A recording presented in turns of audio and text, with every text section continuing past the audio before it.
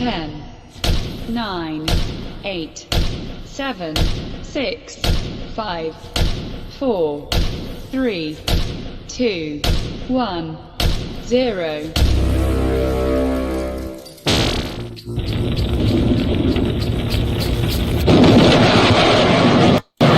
Hello, everybody, and thank you for joining me. This is Michael Voss, the Dragon of the Southern Tier, and I am happy to be here with you. And we are speaking on No Soundbites Allowed. And I wish I could be saying that this is a better subject, that we're going to be having some fun, that we're going to be talking about something of great interest for most people, but I can't say that because it wouldn't be true. Now, I hope, and I've gotten notices that Facebook is being very choppy with the signal.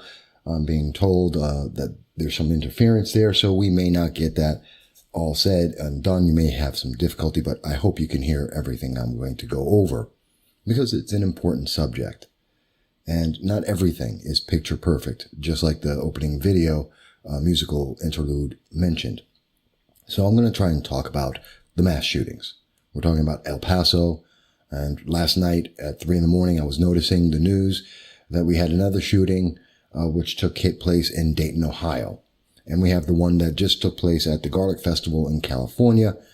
And I want to talk about what are the similarities? What are we seeing here? And what's being said about it?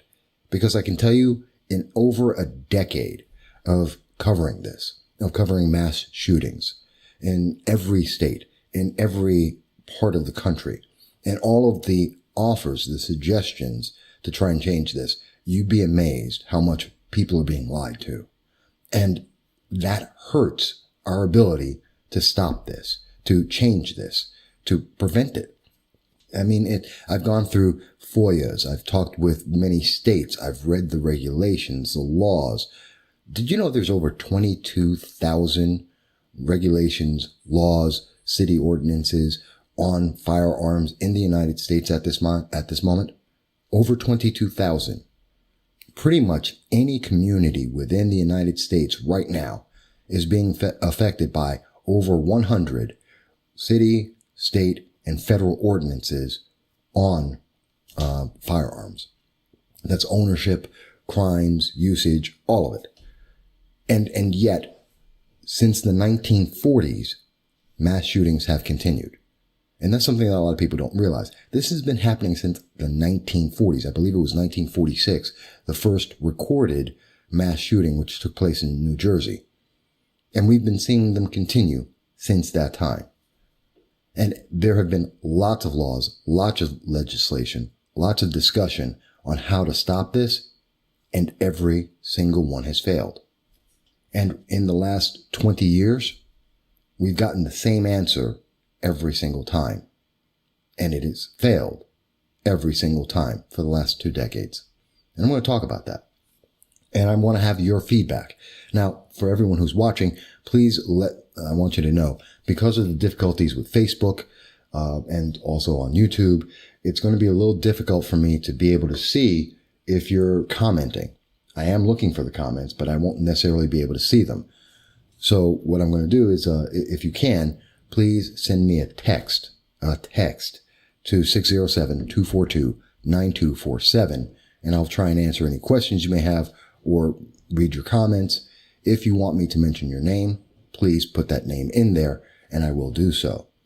I also want to take a moment just to mention today, which is August 4th, my very good friend Matt Cornwell is the opening act over at Kansas at Speedy Fest in the southern tier of New York in Broome County, and he's opening for the band Kansas, and we hope he's going to have a great show. I'll be trying to get out there. That's at 4 p.m. today, August 4th, and I do advise you, if you can get there, check it out.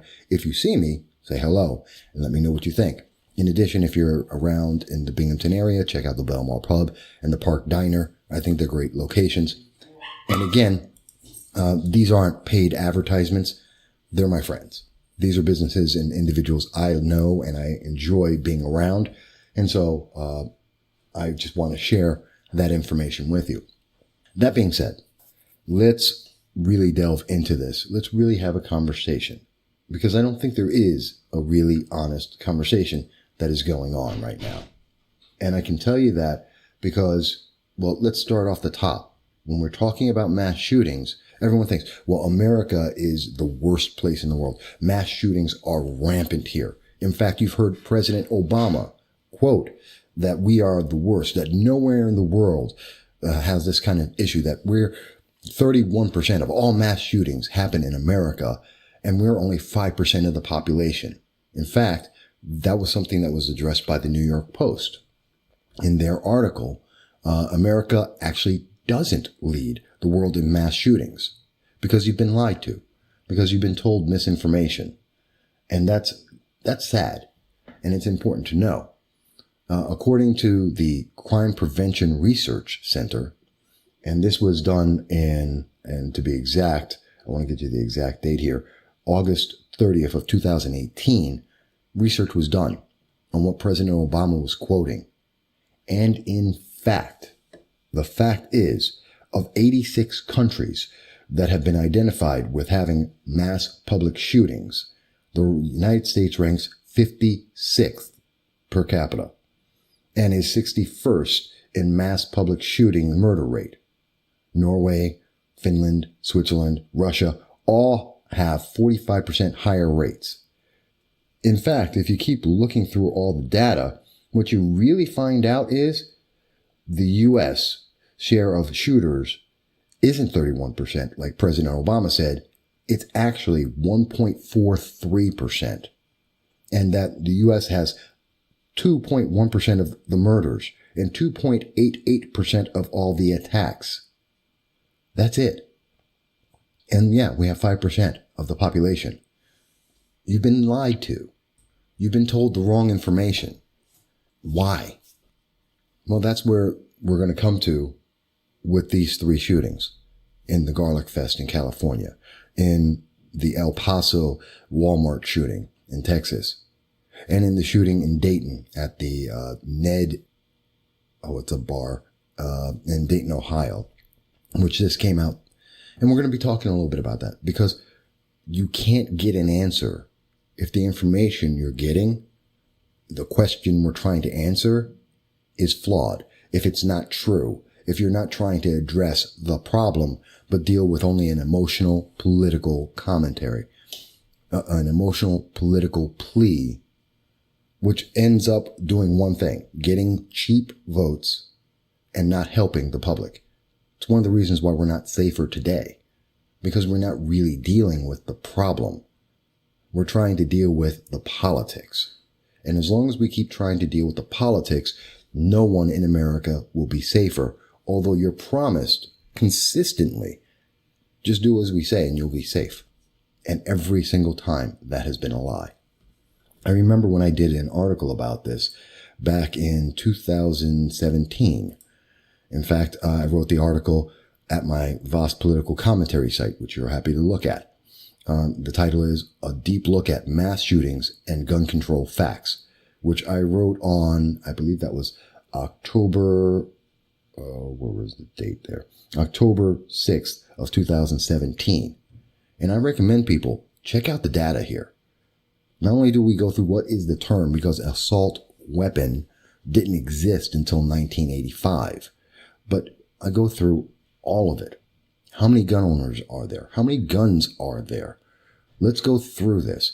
What are the laws in the gun control efforts? And have they been effective? Have they actually helped anyone? Looking at states and looking at the actual murder rates in California, Connecticut, Illinois, New York, and all the ways that homicides are being committed. And where is the real danger coming from? I've gone through all of it.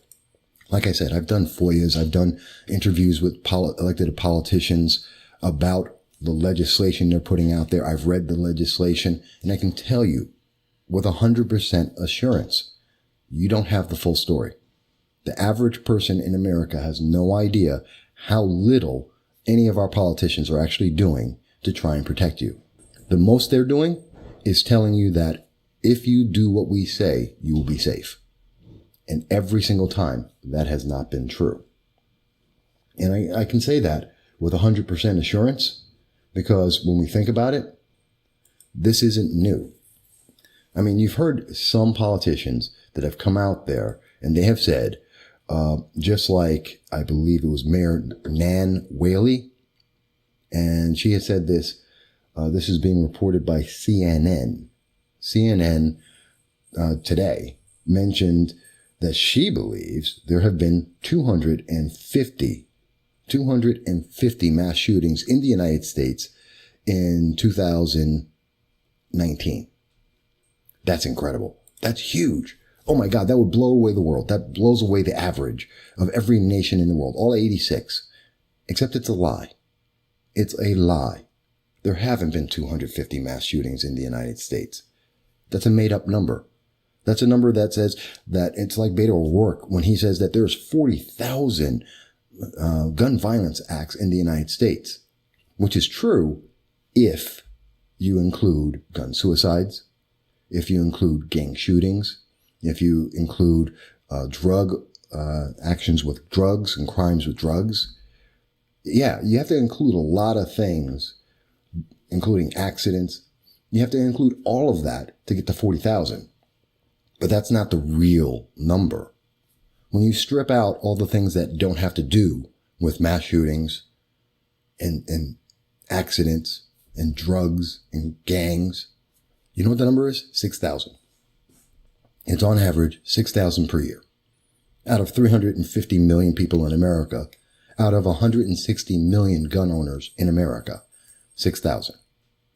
You're looking at 99.99% of America is safe and legal gun owners that pose no problem. And they own 350 million guns, more than there are Americans in the United States. And they pose no problem to anyone. We have enough guns in America that if guns by themselves were the problem, you'd already be dead. That's just a fact. But you're not. And you haven't been. And America has always had more firearms than people. And yet, the majority of Americans are safe. And in fact, about 20 mass shootings take place every year. Every year, over the last 40 years. No matter what gun law has been passed, no matter what legislation has been passed, there have been about 20 per year, with on average 100 people being killed, which is a sad number. And I would love to see that go to zero. But as we see across the entire world over the last 40 years, that doesn't happen. And that's why the United States is at 1.43% in mass shootings versus the rest of the world, why we rank 56th. Not first, 56th. Because of people like Nan Whaley, who's lying to the public. Lying to the public. Because it's sensational. And when you say there's 250 of these things, people get terrified. That's called fear-mongering. And then when you say, well, there's 250 mass shootings, we've got to do something. We've got to do something now. We've got to protect everyone. We've got to protect our kids. We've got to protect our schools. We've got to protect everyone. And if we don't do that, oh my God, we're doing the wrong thing. Except it's a lie. It's fear-mongering. It's a way to get you emotionally reacting without thinking. Because the reality is this is the 22nd mass shooting. Slightly higher than the average, but not extraordinarily so. And yes, even one is too many, but there are realities in this world. Even one car accident is too many. Even one overdose on drugs is too many. And yet, they exist. That's a reality. These things happen. What we have to do is try and address the reality to fix it. And making sensational statements like Nan Whaley has done doesn't help anyone. It doesn't make the situation better. And if you think, well, Mike, you're just making up the fact that there are 250 of them. I saw it in Mother Jones. I saw it in some of the left-leaning things like Huffington Post. They're quoting this number. Some of the news agencies like MSNBC are quoting 250 incidents. Well, you're right. They do. But again, these are left-leaning organizations. What happens when you go a little more centrist? Organizations that are paying attention to the actual numbers that they have out there. Because I know, you see it. It says 250. Well, the reality is that the number is actually 22. The reality is it's actually 22. And I have the research on that because I saw this. The USA Today quoting that there's, oh my God, there's so many. There's 250 of them. Except it's not a true number. It's not a real number. That's fear-mongering. And fear-mongering doesn't help anyone. And I have the number, here it is. And let me tell you why I say this. Because I pay attention to all the news. And according to ABC News, in their article that came out on August 4th, today, at 11:30, what they happen to have to say about this is that according to the AP USA Today Northeastern University Mass Murder Database that tracks homicides where 4 more people were killed, the actual definition of a mass shooting, not including the offender, there have been 20 mass shootings in the United States in 2019 that preceded this weekend with 96 lives, the exact average on a general year. So no, this isn't being made up. You're just not being told the truth. Because 250, 10 times the reality, gets people scared. And when you scare people, they'll accept anything. They'll do whatever you say. It's an intimidation factor. But I promised that we were going to look at the shootings. And what do we see that's very common in each of these shootings? But I want you to understand the background of what we're talking about.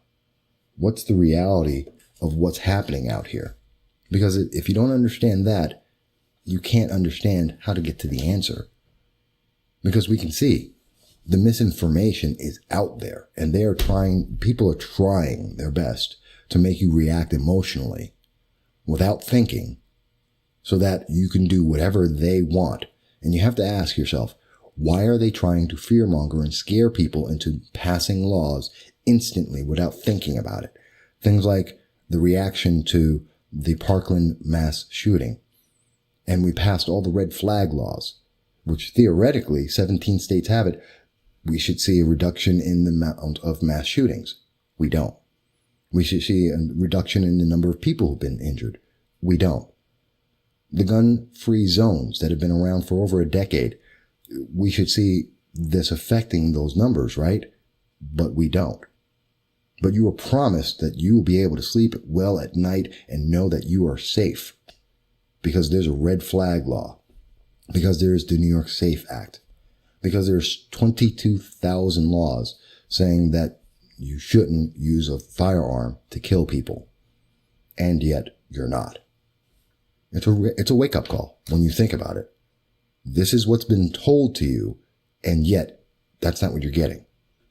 And when we look at things like we look at here in the El Paso shooting, which follows up the Garlic shooting, what we know about the Garlic Fest, a young man, troubled, obviously, with many issues, traveled to an event and started shooting people. And because he was confronted by police in less than a minute, according to police reports, he started to engage. Instead of just randomly shooting anyone and everyone, he started to get into a firefight with the police.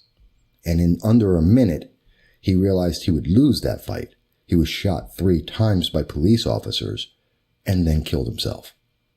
That's the news we have coming out of LA. Okay. And why? Why does that matter?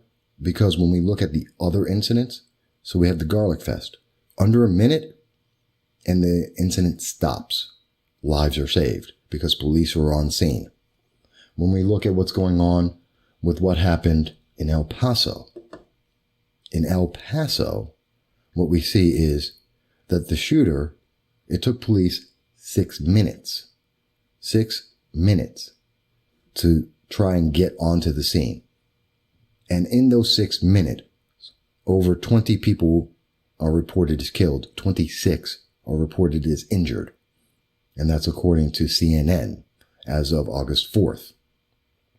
And we believe that there was a 21-year-old who did this, who traveled 650 miles, 9 hours, to come to this one location to kill people. And you have to ask yourself, 650 miles? He drove 650 miles. Why? Why did he go there? Why did he get in body armor? Why did he choose to do this? And in the 6 minutes of his rampage, excuse me, it was actually 20 minutes of a rampage according to the Daily Mail, and police didn't get there until 6 minutes after it started. Taking that all into account, you have to ask yourself a very simple question. What would have happened if the police got there in a minute or two? What would have happened if someone confronted the gunman in the first minute or two? How many lives would be saved? Except Walmart is a gun-free zone. So people couldn't. Unless I've completely mistaken that, which I don't believe I have. But we do know that when you confront that gunman sooner, fewer lives are lost. This guy in El Paso ran out of bullets and gave up. That's the only reason why he stopped killing people. And when we look at what was happening more recently, looking at the Dayton, Ohio shooting, you know what? Police were on scene in about a minute. In a minute. And they killed that killed that shooting, that stopped the event. And that's why so many people were saved. But you don't hear that in the news. You know what you also probably didn't hear in the news? Looking at El Paso, that the mall shooting, there was a hero, a soldier, a member of the military was there. And that was a Mr. Glendon Oakley, who's in the Army, stationed at Fort Bliss, who saved children's lives because he was armed and he grabbed the kids and he got them to safety. But you don't hear about that in the news because that would be uplifting. Again, it's another person armed, defending the innocent and being able to help protect them and help stop an incident. And we hear this over and over again. Remember that church shooting in Texas with a gunman with an AR-15 who was stopped by a gun instructor with his own AR-15? How about, there are so many of these incidents that happen. We've seen it in Ohio as well, where there was another gentleman during the middle of the day trying to start shooting people in another bar. And then he was stopped because a man went to his car, got his firearm, came back, and confronted the shooter, saving lives over and over again. Now, I bring this up because I'm going to try and get this. There we go. We're back up. I'm going to try and make sure that people can hear this because it's an important issue.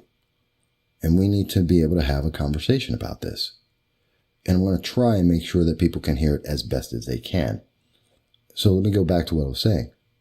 What we're looking at is, in each of these cases, whether the person was a Democrat or a Republican. I mean, we had the mass shooting at the congressional baseball field, shooting Representative Steve Scalise.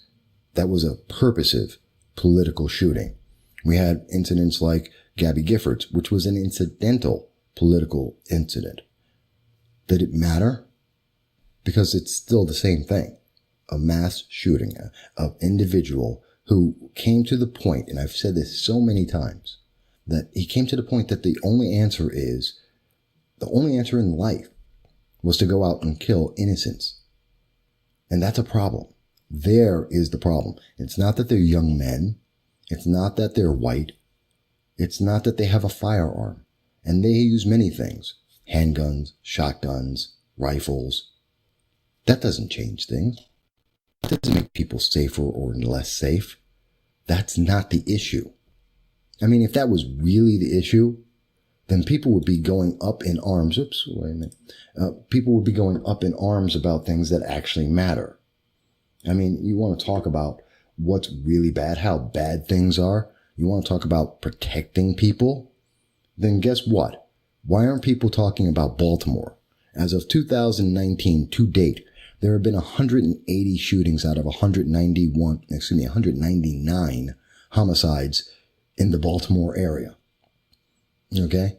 I don't hear anyone screaming about that except President Trump. And when he did mention that there was a problem there, he was labeled a racist. 180 people have been shot and killed. Does it matter what race they were? How about this? How about Chicago? And that was, by the way, that was the Baltimore Sun that reported 180 shootings. How about we look at Chicago? Chicago had 314 shootings. Okay? There are over currently 293 people that have been killed in Chicago this year. The majority because of shootings. That's according to the Chicago Tribune. Those aren't mass shootings, but they have hundreds of shootings per year. Per year. I don't hear anyone speaking about that fact. And I hope people will realize, and I understand,